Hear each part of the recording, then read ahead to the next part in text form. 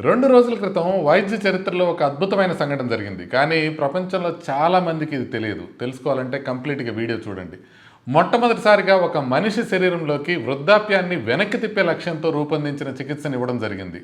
అవును, ఏజింగ్‌ని మందగించటం కాదు, లక్షణాలు నియంత్రించటం కాదు, ఈ ఏజింగ్ సెల్స్‌ని మళ్ళీ యువ కణాలుగా పనిచేయించే ప్రయత్నం.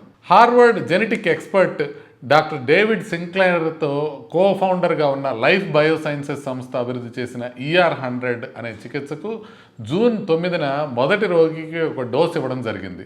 నమస్తే, నేను డాక్టర్ ఎంఎస్ఎస్ ముఖర్జీ, మీ ఇంటర్వెన్షనల్ కార్డియాలజిస్ట్ని. కొత్తగా వచ్చినట్లయితే షేర్ చేసి సబ్స్క్రైబ్ చేసుకోండి. మన డిఎన్ఏని ఒక కంప్యూటర్ హార్డ్వేర్ లాగా ఊహించుకోండి. వయసు పెరిగే కొద్దీ ఆ డిఎన్ఏ పాడవట్లా.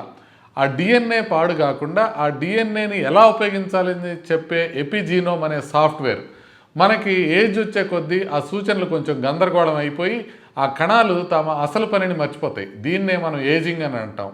ఈ ER100 ఏం చేస్తుందంటే ఇది OCT4, SOX2, KLF4 అనే 3 ప్రత్యేకమైన జన్యు కారకాలను ఉపయోగించుకొని కణాలను పూర్తిగా స్టెమ్ సెల్స్గా మార్చకుండా కొంచెం రీసెట్ చేసి ముసలి కణాన్ని యువ కణంలో ప్రయత్నిస్తోంది. ఇంకా ఆసక్తికరమైన విషయం ఏంటంటే ఈ ఇంజెక్షన్ను కంటిలో ఇంజెక్షన్ ఇస్తారు.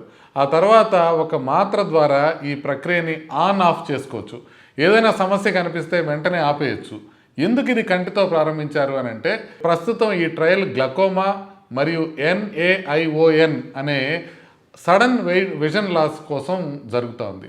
ఇప్పటి వరకు ఈ వ్యాధుల్లో నష్టం జరిగితే ఆప్టిక్ నర్వ్ని తిరిగి బాగు చేసే చికిత్స లేదు. ఈ థెరపీ మాత్రం పాడైన నర్వ్ సెల్స్ని మళ్ళీ యంగ్ సెల్స్గా మార్చి పని చేయించగలమా అనేది పరీక్షిస్తోంది. ఇక్కడే అసలు కథ మొదలవుతుంది. ఈ సాంకేతికను సురక్షితంగా పనిచేస్తే రేపు కంటి నాడి మాత్రమే కాదు, మెదడు, గుండె, కాలేయం, మూత్రపిండాలు, వృద్ధాప్యంతో పనితీరు కోల్పోయే ఏ అవయవానికైనా ఇవి ఉపయోగించే అవకాశం ఉంది. ఇది ఒక వ్యాధిని నయం చేసే ప్రయత్నం కాదు, వృద్ధాప్యాన్ని తిరిగి మార్చగలిగే ప్రక్రియన అనేది మనం అర్థం చేసుకోవాలి. ఒక్క ముఖ్యమైన విషయం గుర్తుపెట్టుకోండి, కేవలం ఫేజ్ 1 ట్రయల్ మాత్రమే, 18 మంది మాత్రమే ఇవ్వడం జరుగుతుంది. సురక్షితమా కాదా అనేదే ఇప్పుడు చేస్తుంది. పని చేస్తుందా లేదని తెలియడానికి ఇంకా సంవత్సరాలు పనిచేయవచ్చు.